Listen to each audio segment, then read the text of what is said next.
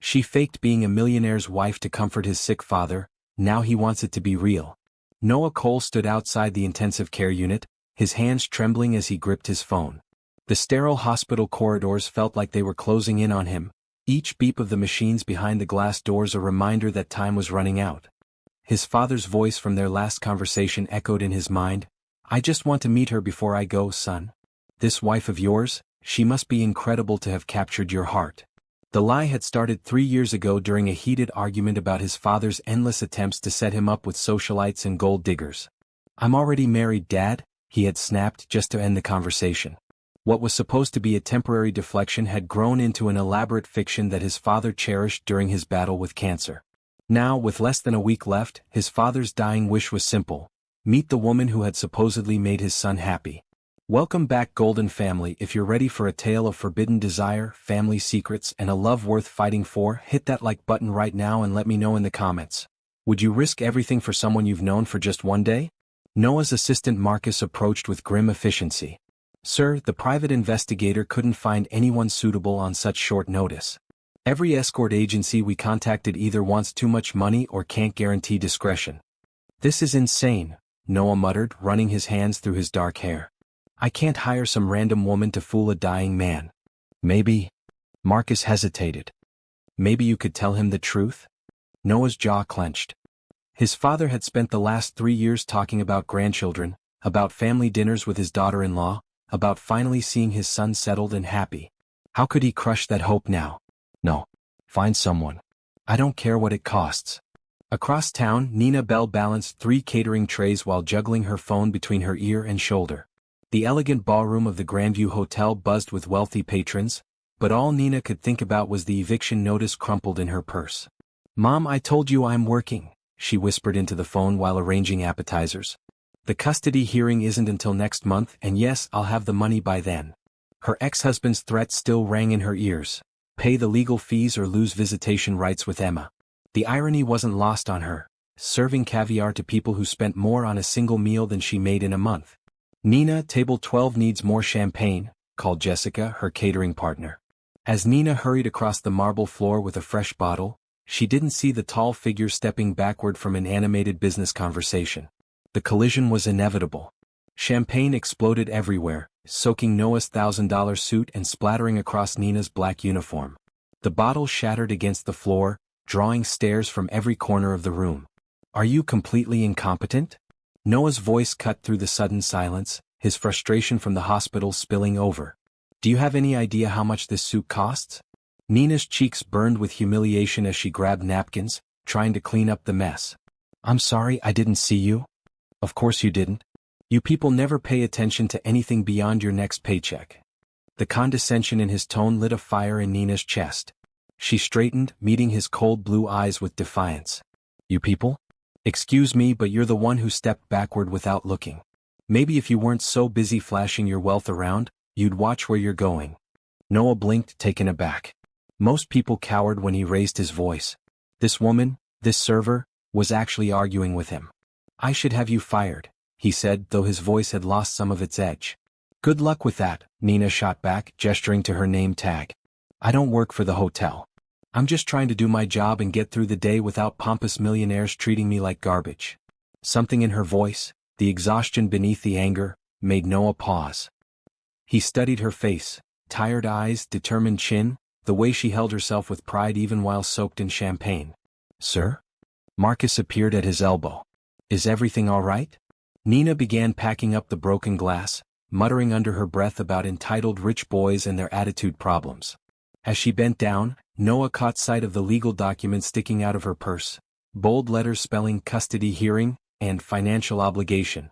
An idea struck him like lightning. "Wait," he said as Nina prepared to leave. "I'll pay for the cleaning." "Don't bother," she replied without looking up. "I've dealt with worse than champagne stains.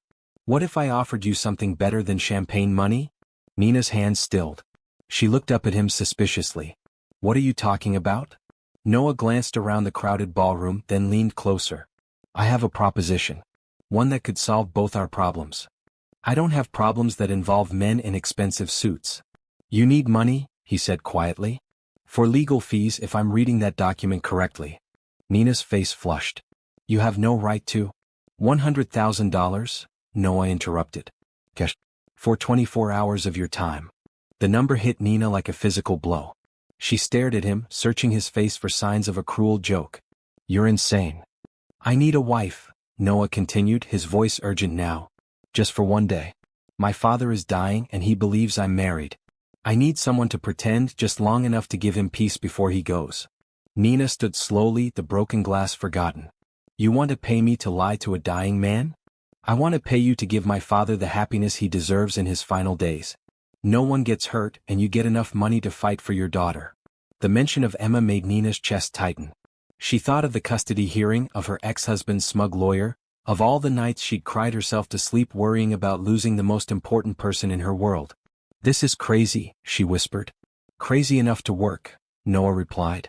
24 hours. You meet my father, play the part of a loving wife, and walk away with enough money to change your life. Nina looked around the ballroom, at the wealthy guests who wouldn't notice if she disappeared, at Jessica handling the rest of the catering duties, at the world of privilege and power she'd never be part of. What makes you think I can pull off being married to someone like you? A ghost of a smile crossed Noah's lips. Because you're the first person in years who's looked at me and seen exactly what I am. A pompous millionaire who needs to watch where he's going. Despite everything, Nina felt her lips twitch. And you think that's wife material?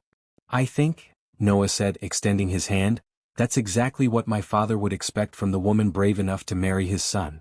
Nina stared at his outstretched hand, knowing that shaking it would change everything. Behind her, the party continued, oblivious to the moment that would alter two lives forever. 24 hours, she said finally, grasping his hand. And then we never see each other again. Deal, Noah replied, though something in his chest whispered that 24 hours would never be enough. If you're already hooked on Nina and Noah's story, smash that like button and let me know in the comments. Would you take a deal like this to save the person you love most? The black luxury sedan wound through the hills of Connecticut, each mile taking Nina further from her familiar world of struggle and into a realm she'd only seen in movies. Noah sat beside her in the back seat, his attention focused on his tablet as he briefed her on the details that would make or break their charade. My father's name is William Cole, Noah said without looking up. He founded Cole Industries 43 years ago. He's been battling pancreatic cancer for 8 months, and the doctors gave him a week at most. Nina smoothed her borrowed dress, a simple but elegant navy piece that Noah's assistant had somehow procured in her exact size within 2 hours. What does he know about me? About us. That we've been married for 2 years. That you're kind, intelligent, and that you make me happy. Noah's voice softened on the last part. He doesn't know your real name, so you'll be Nina Cole for the next 24 hours. The weight of the fake wedding ring on her finger felt heavier than gold should. What about the rest of your family? My sister Rebecca will be there with her twins, and my mother died when I was 12. Noah finally looked at her, his blue eyes intense.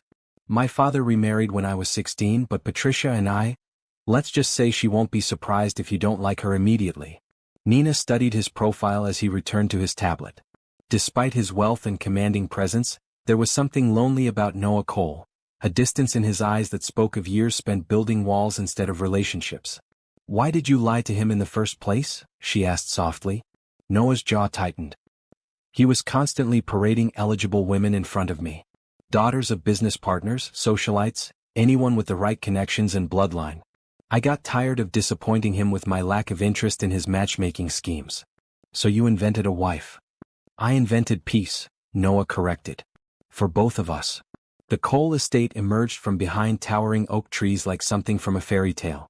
The main house was a sprawling Georgian manor with ivy-covered walls and perfectly manicured gardens. Nina felt her breath catch as they approached the circular driveway. This is where you grew up? She whispered. This is where I learned that money can buy everything except the things that actually matter, Noah replied, his voice bitter. The car stopped in front of the main entrance, where a woman in her 50s waited with 2 children clinging to her sides.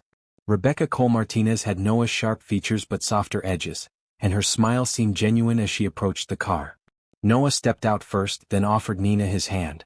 The moment their fingers touched, she felt an unexpected jolt of electricity that had nothing to do with their arrangement and everything to do with the way he looked at her, like she was something precious he was afraid to break.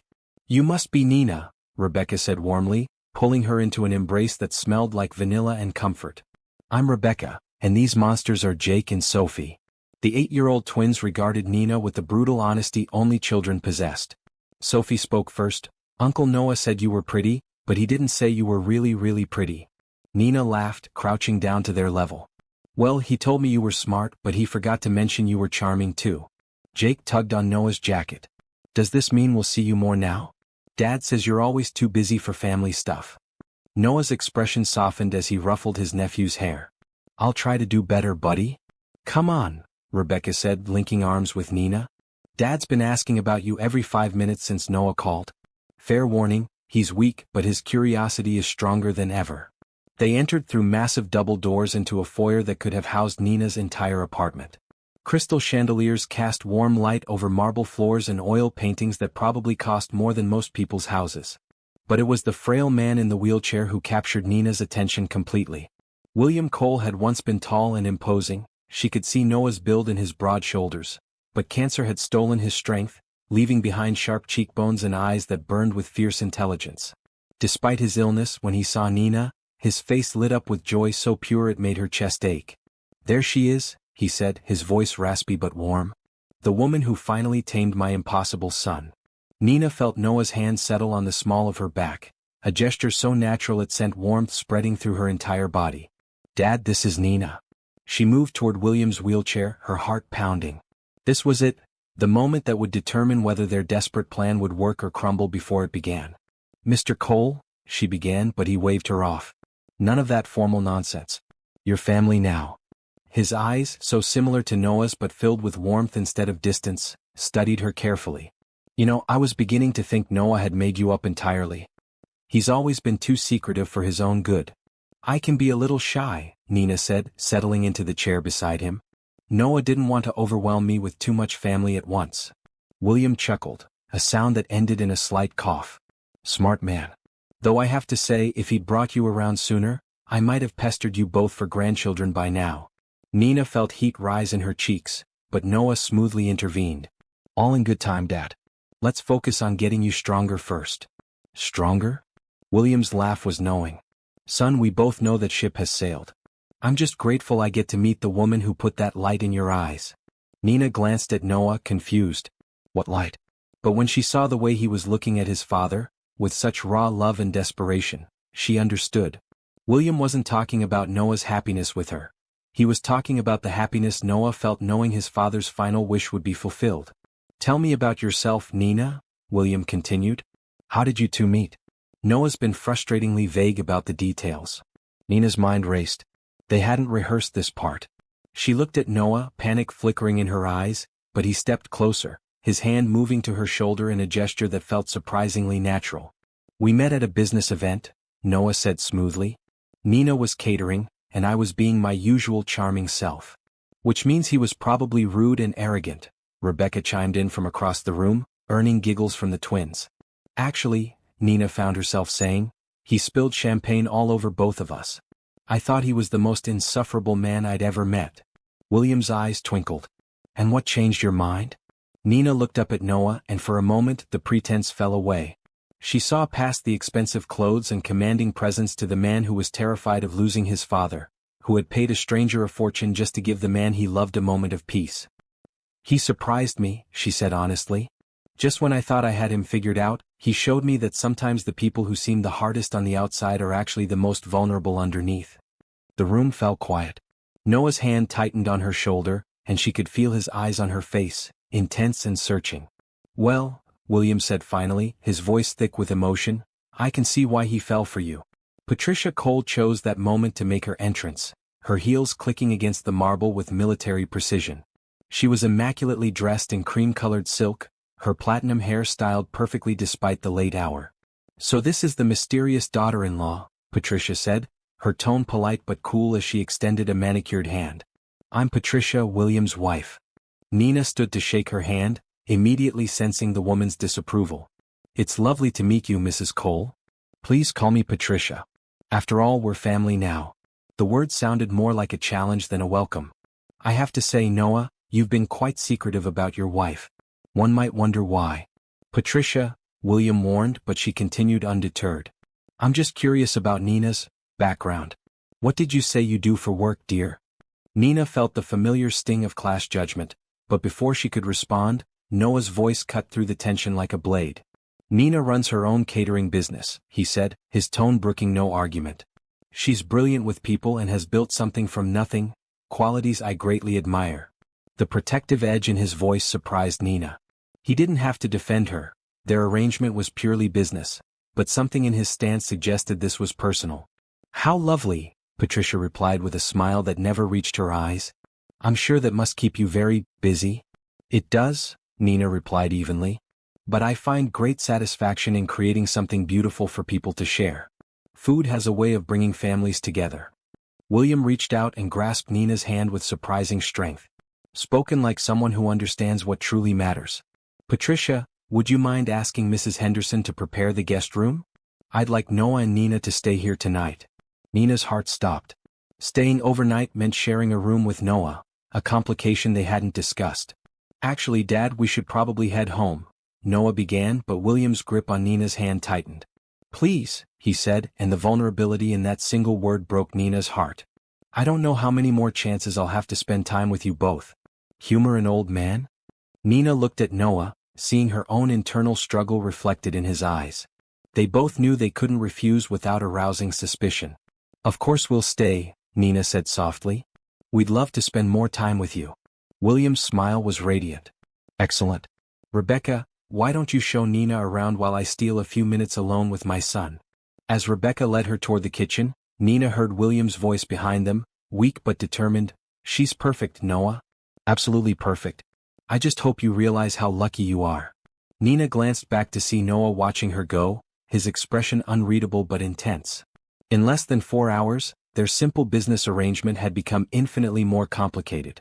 They were no longer just pretending to be married, they were pretending to be a family.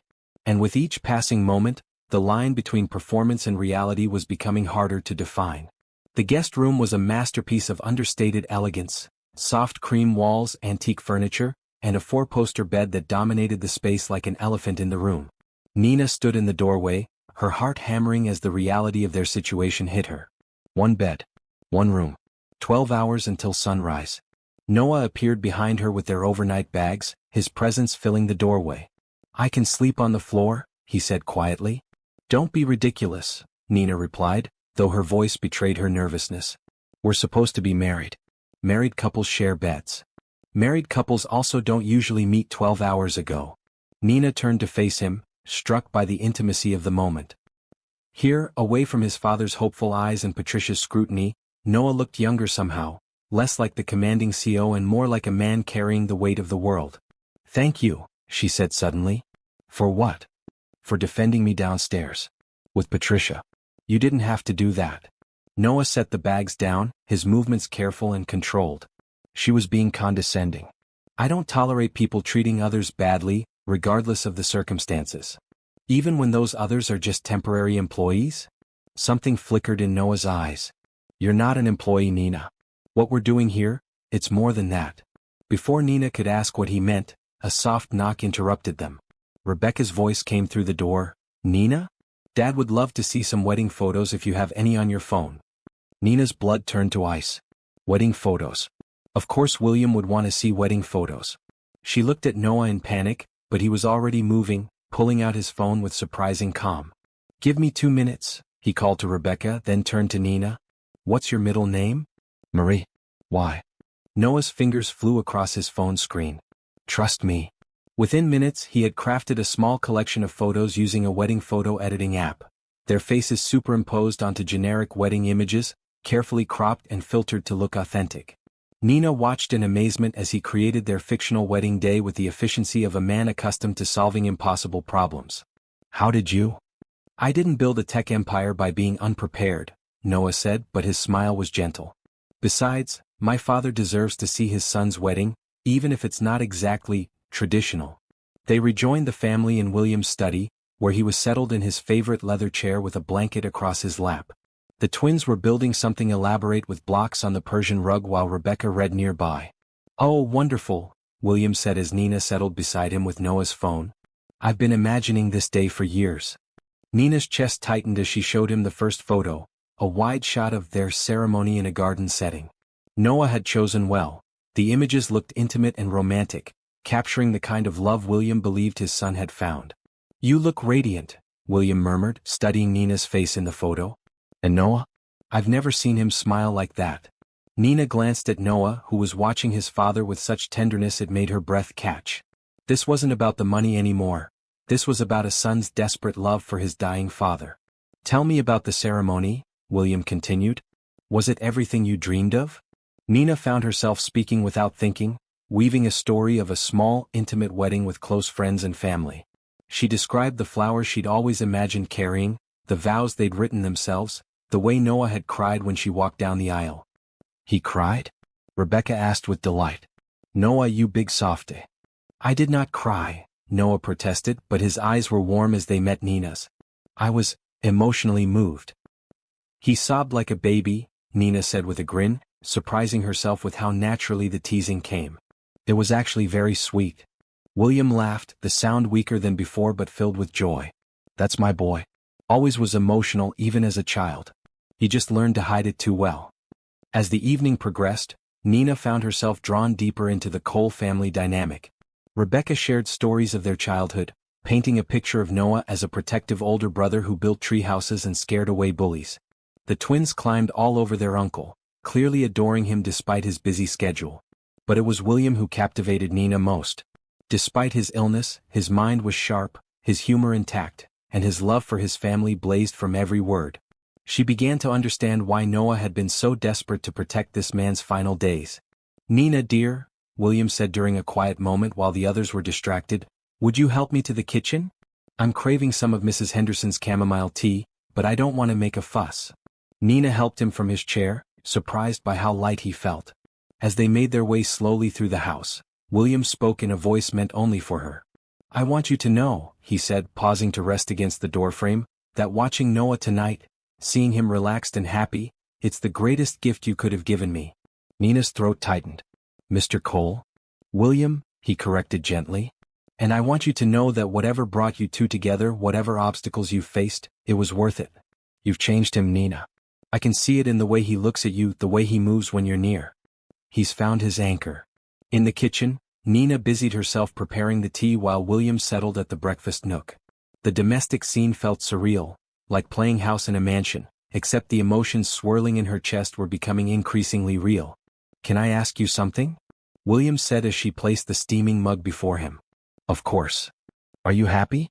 Truly happy?" The question caught Nina off guard. She thought about her real life, the financial struggles, the custody battle, the exhaustion of working multiple jobs just to survive. Then she thought about the last few hours, feeling genuinely welcomed by a family, watching Noah's walls crumble as he interacted with people who loved him unconditionally. "Yes," she said, and realized with shock that she meant it. "I am." William smiled. "Good. Because Noah has spent too many years building walls instead of bridges. He needed someone brave enough to scale those walls and show him what he was missing." They were interrupted by footsteps, and Noah appeared in the doorway, his hair slightly mussed from playing with the twins. "There you are," he said, and Nina's heart skipped at the warmth in his voice. "Rebecca was looking for you. Something about showing you Mom's garden." "Your mother was a gardener?" Nina asked as Noah helped his father to his feet. "The best," William said with pride. "She could make anything grow even in impossible conditions. Rather like what you've done with my son." Later, as the family prepared for bed, Nina found herself alone with Noah on the terrace outside their room. The night air was cool, filled with the scent of jasmine and the distant sound of crickets. "Your family is wonderful," she said, leaning against the stone railing. "They like you," Noah replied, joining her at the railing. "Rebecca hasn't stopped smiling since you arrived, and the twins are already planning your next visit. And your father is happier than I've seen him in months," Noah finished. "You're a natural at this, Nina. If I didn't know better, I'd think we really were married." Nina turned to study his profile in the moonlight. "What happens tomorrow? After this is over?" Noah was quiet for a long moment. "We go back to our lives, I suppose. You fight for your daughter, I run my company, and my father dies believing his son found love." "Yes." Nina felt tears prick her eyes. "This is going to destroy you, isn't it? Watching him go." Noah's hands gripped the railing, his knuckles white. "I've been preparing for it for months. I thought I was ready."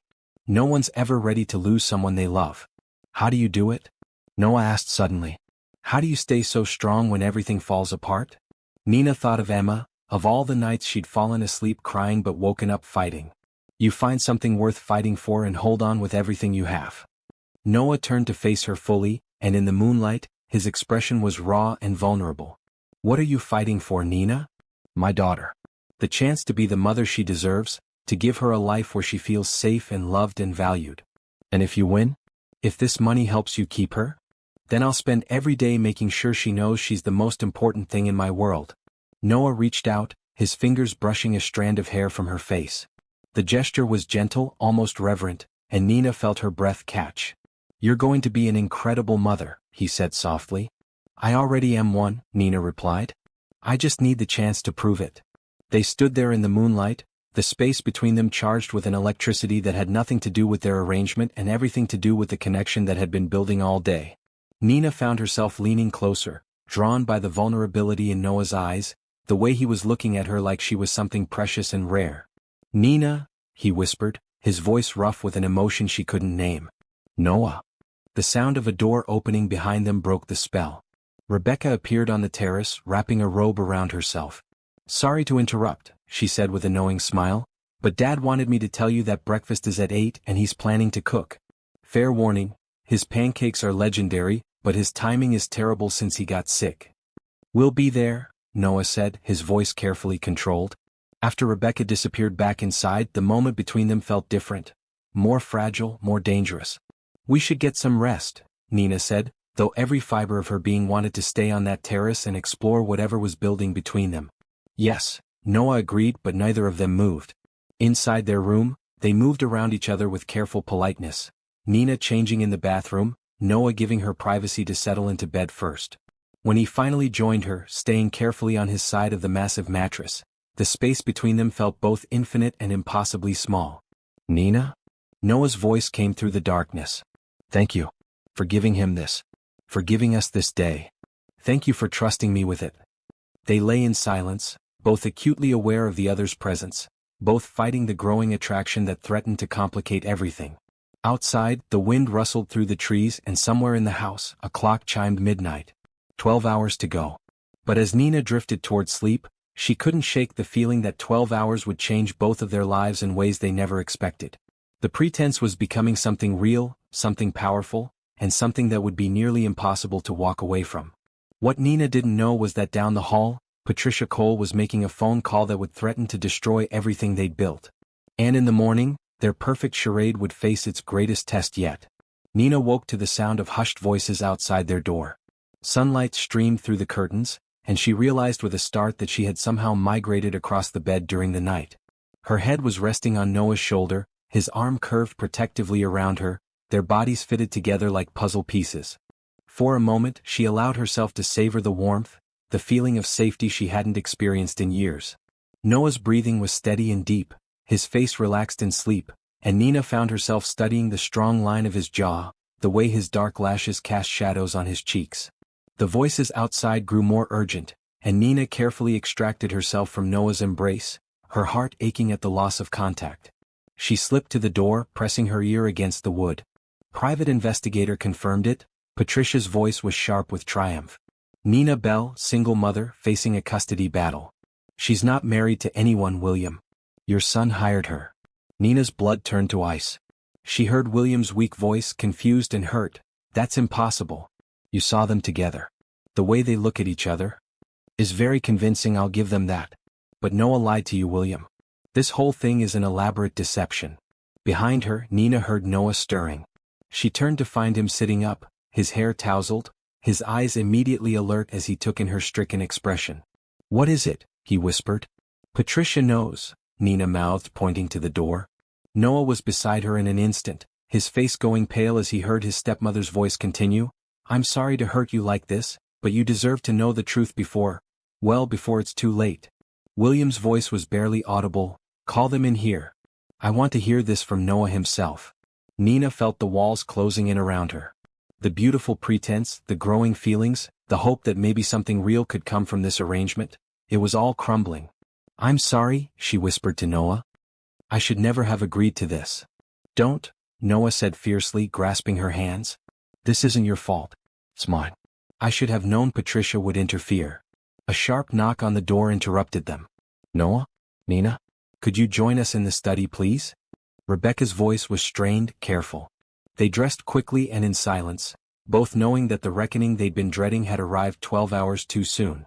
As they walked down the hallway, Noah caught Nina's hand, squeezing it gently.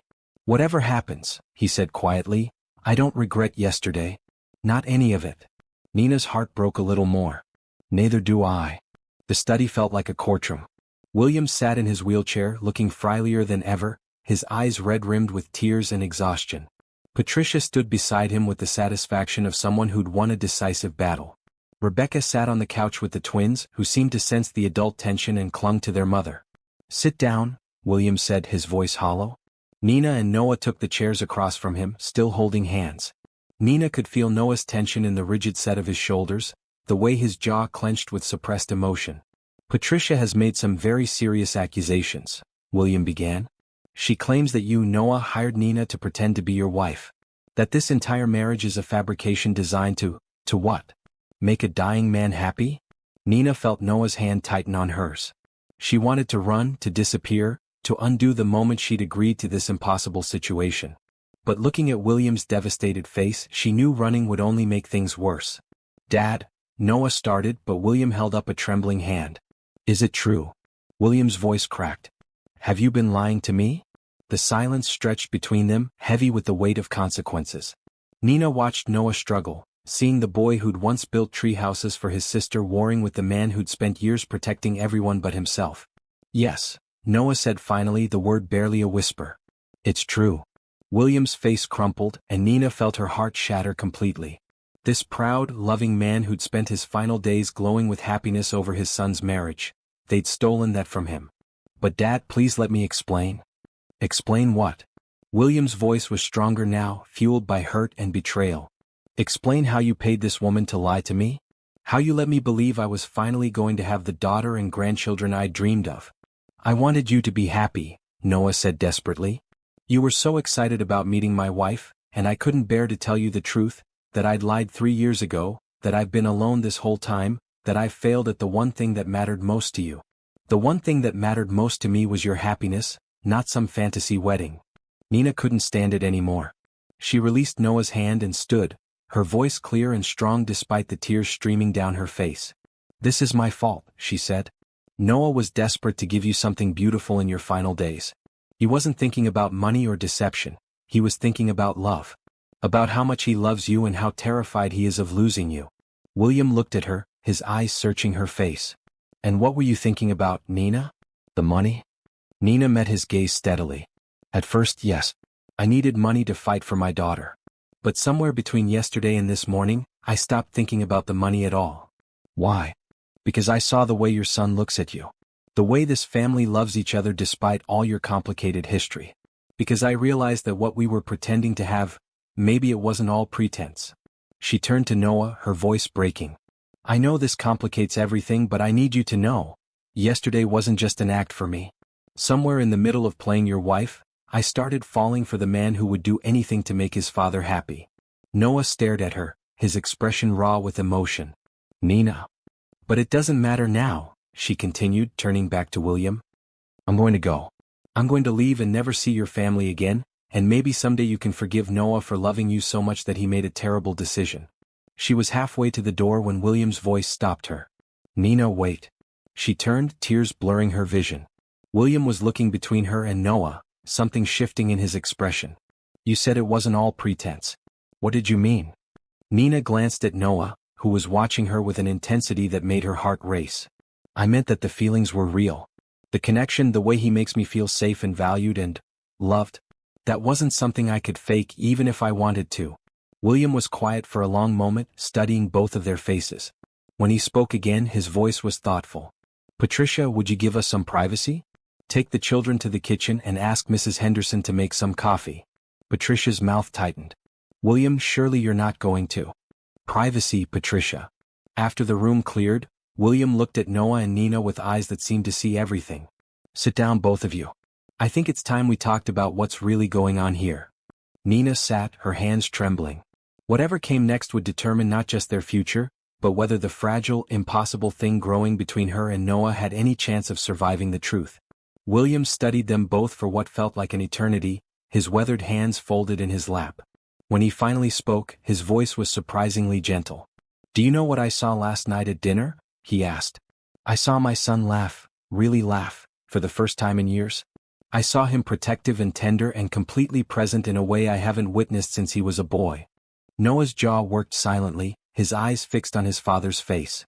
"And you, Nina," William continued, "I watched you light up this entire house.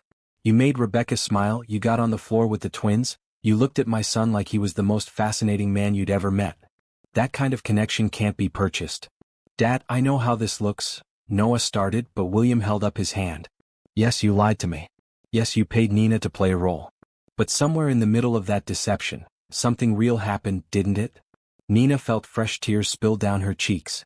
"More real than anything I've ever experienced." William reached into his jacket pocket and pulled out a folded document. "I had my lawyer make some changes to my will yesterday evening." Noah went rigid.